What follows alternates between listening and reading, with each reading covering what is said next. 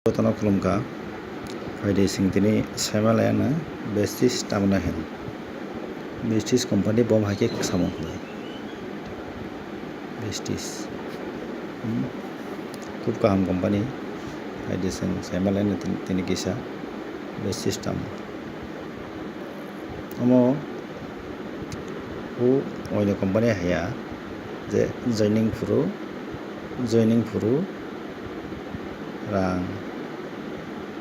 rang rok purapuri joining free registration bo purapuri oro free o company o faide haike chwng rang rok hoksa bono sabai kari se o Vestige o chwng commission manui tongo hingke chwng tamni faide selaini bo haike commission wngnai ekta example no ang bono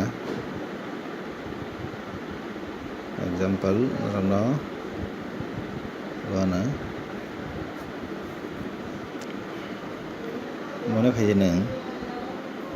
bazar o thangai kaisa Colgate paitala hangka boni dam wngkha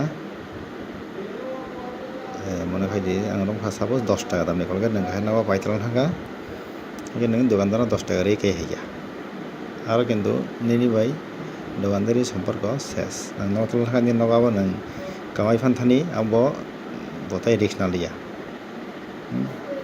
faide haike sino Vestige o tamo bom hai system bo choli ang clear bhabe saikha narwano sino Vestige o o company jenon 10 taka phalka manui actually company to no mone khai di 10 taka slamai no 10 taka phalka kintu boni boro labo naiba o Colgate ni dam wngkha company slamani bini dam wngkha 2 taka slamka haike tabukni nongni proshno haifar mano company 2 taka slamka chwng 10 taka tangkha paikha faide saimalaya no amo tabo company samno rohka dealer o mone khai di bo 3 taka rekha dealer samno rekha wholesale je mani phalnai wholesale bono rohka dealer bwswk rekha mone khai di 4 taka khe wholesale no rohka abo wholesale ni sabna haga retailer no bwswk rohka wholesale bo rohka mone khai 2 taka laphaino 6 taka khe rekha retailer ni pore tamo wngkha retailer pore wngkhe tabuk chwng je paijanai customer bwswk phalka bo retailer 4 taka laphaino 10 taka khe rekha o kwchar o company 2 taka no chwng 10 taka paima tongkha tin khani bwswk wngkha 8 taka bisi khe chwng paima tongkha ekta product no aro bisingo tei advertise bo tongo bo TV rogo Colgate super dart hinui mani amo rok no khe borok rang maro motamoti borok 2 taka phalmani singta 10 taka ma paikha bwswk labaro 2 taka 10 kala 8 taka haino boi kwcharo chai tongo sini rang bai singo 10 taka paimano rang bai no boi 8 taka chai tongo kintu Vestige o omo haya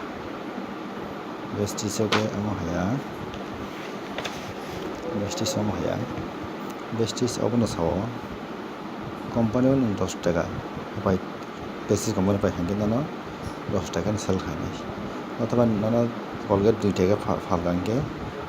samka hingke no 2 taka narwnai oro je kwcharo je 8 taka chanai o system o jaga kwrwi phone bagui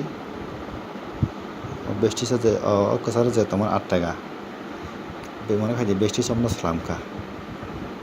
photo সালামকা 2 টাকা ফালকা বইনো 10 টাকা কিন্তু অক্কাজারও যে বই সাইতামানি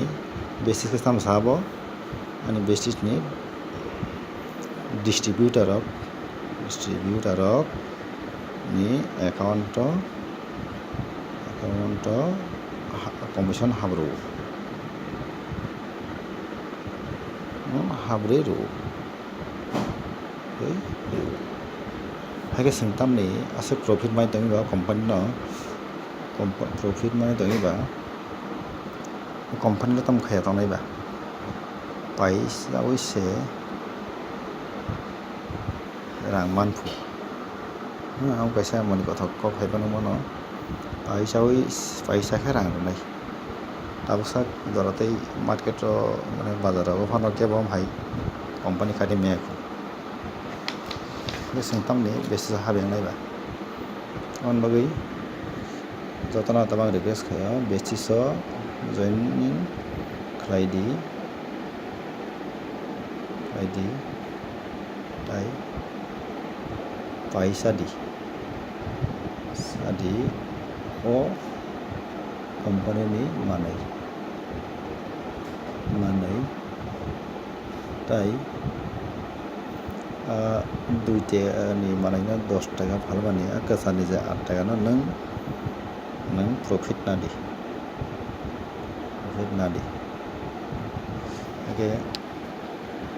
gotona bujhana motamoti oke tabuk je borok joining khaina musunai borok on number contact khlaidi aadhar card number khinungano aadhar othoba aadhar card ke voter id card amukori khe driving license